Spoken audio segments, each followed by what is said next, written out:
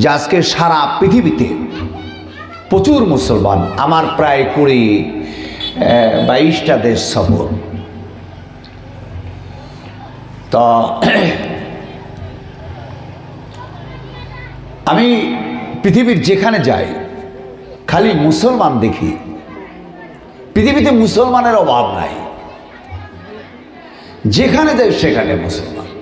কেউ কেউ বলছিলেন নেপালে নাকি খালি মুসলমান, একদম মিথ্যা কথা।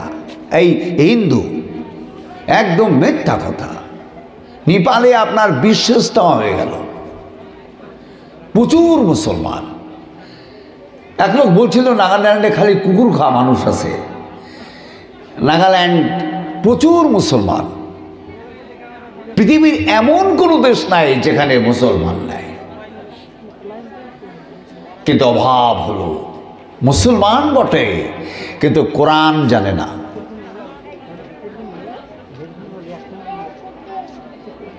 আল্লাহ পাক কি নির্দেশ করেছে মুসলমানের উপরে, সে বিষয়টা মুসলমানরা জানেই না। বিশাল কোরআন কারীম, এই বানা মোটা কোরআন কারীম, আপনার এই বানা মোটা 114টা সূরা। সুবহানাল্লাহ। অথচ কোরআন কারীমের একটা আয়াত মুসলমান জানে না, একটা আয়াত। শুধু এমনি এমনি মানুষ হয়েছে, এমনি এমনি জনসংখ্যায় বৃদ্ধি হয়েছে, কিন্তু আসলে মুসলমান না। এটাই হয়েছে বর্তমান মস্ত বড় সমস্যা। দেখবেন মুসলমানদের হালাত কি দেখবেন, আপনার নামাজের ভিতরে আর বাইরে ফরজ কয়টা শোনা হযরত? নামাজের ভিতরে এবং বাইরে ফরজ কয়টা শোনা? আমরা এখানে যতগুলো লোক আছি, এই বাচ্চারা তোমরাও বসো, আমি তো ফিজিক্সের সায়েন্সের ছাত্র, তোমাদের নিয়ে কিছু বলবো ইনশাল্লাহ। হুজুর, নামাজের বাইরে এবং ভিতরে ফরজ কয়টা? ফরজ যদি এই ফরজ গণনার মধ্যে একটা বাদ যায় তা আপনার নামাজ হবে না। নামাজের ভিতরে এবং বাইরে ফরজ কয়টা? এক নাম্বার দেখেন, আমাদের জানা নাই ফরজ কয়টা। আমি আপনাদের বলি, আমার মা ওরা আছে এখানে, মায়েদের কাছেও যাচ্ছে আলোচনা। নামাজের বাইরে আর ভিতরে ফরজ হলো 13টা। নামাজের বাইরে এবং ভিতরে ফরজ হলো 13টা। আপনারা গোনেন, 13টা ফরজ। এক নাম্বার ফরজ কোনটা হযরত? এক নাম্বার ফরজ কোনটা? নামাজের ভিতরে আর বাইরে 13টা ফরজ আমি বলেছি আপনাদের, আপনারা বললেন না। 13টা ফরজ, তার মধ্যে এক নাম্বার ফরজ কোনটা? আমার মায়েরা তো আমার সামনে নাই, তারা তো দূরে আছে, তাদেরকে কিভাবে আমি অ্যান্সার নেব? একজন মা, সে বাচ্চা প্রসব করছে, জনসংখ্যা বৃদ্ধি করছে, আর তার থেকে যে মানুষ তৈরি হচ্ছে, মুসলমান তৈরি হচ্ছে, সেই মুসলমান আল্লাহর ফরজ জানে না। 13টা ফরজ, তার মধ্যে এক নাম্বার কি হযরত? আপনার বয়স অনেক হয়ে গেছে, 70-এর উপরে 80 ধর, 80 ছাড়িয়ে গেছে। এক নাম্বার ফরজটা কি? যে ফরজ নামাজ প্রতিদিন 5 ওয়াক্ত নামাজ ফরজ, এই ফরজের বাইরে আর ভিতরে 13টা ফরজ আছে, তার মধ্যে এক নাম্বার ফরজটা কি? সমস্যা এখানে। আমার কালেজার টুকরা শোনাচ্ছা, স্বামী স্ত্রী মিলন, সহবাস, এটা তো একদম মামুলি। কিন্তু স্বামী স্ত্রী সহবাসের পরে, মিলনের পরে গোসল করা ফরজ।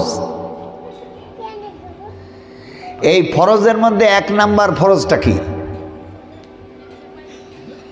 ফরজ কয়টা? স্বামী স্ত্রী মিলনের পরে ফরজ কয়টা? গোসল করা ফরজ, কিন্তু কয়টা?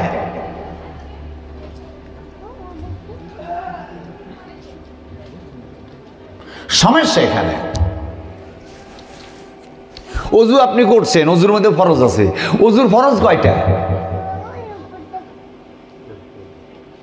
সমস্যা এখানে, মেইন কথাটা জানে না।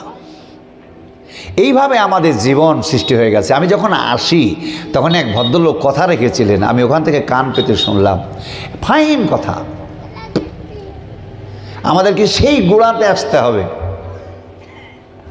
মসজিদে মক্তব থাকতে হবে।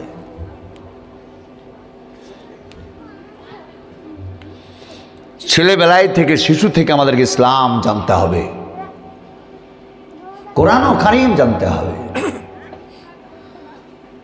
আল্লাহ পাক বলেন কোরআন, তুমি পড়ো, কোরআন পড়ো, কোরআন পড়ো। কোরআন পড়তে হবে। কোরআন জানেনি কিন্তু মুসলমান না, এই মুসলমানে কিচ্ছু হবে না। এই মুসলমান জান্নাত তো পাবেই না। আরে জান্নাত তো পাবেই না, মুসলমানই না। এই আমাদের খাসিয়াত হয়ে গেছে।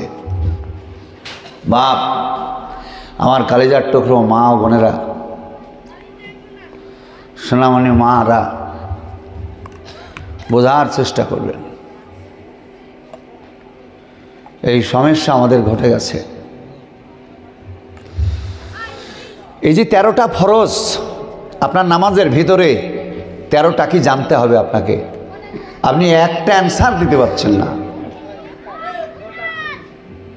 তাহলে কি হবে?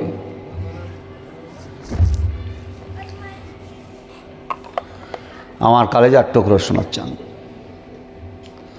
তারপরে আমি একটা আয়াত পড়েছি আপনাদের সামনে, সূরা ইমরান থেকে।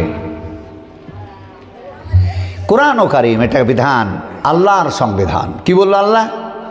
বললো কুনতুম খায়রা উম্মাতিন উখরিজাত লিন্নাস, তোমরাই শ্রেষ্ঠ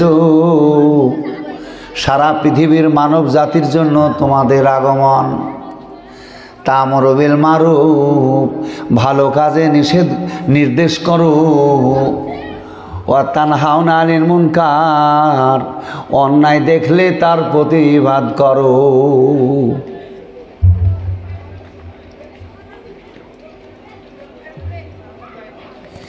নিজে অন্যায় করো না, অন্যায় দেখলে প্রতিবাদ করো। আমার শোনা, অন্যায় দেখলে প্রতিবাদ করো। নিজে অন্যায় করো না, কিন্তু অন্যায় দেখলে তার প্রতিবাদ করো। নিজে অন্যায় না করা, কোনো মুসলমান অন্যায় করবে, কোরআন তা বললো না। কোরআন বললো অন্যায় দেখলে প্রতিবাদ করো, আর ভালো কাজে নিষেধ করো।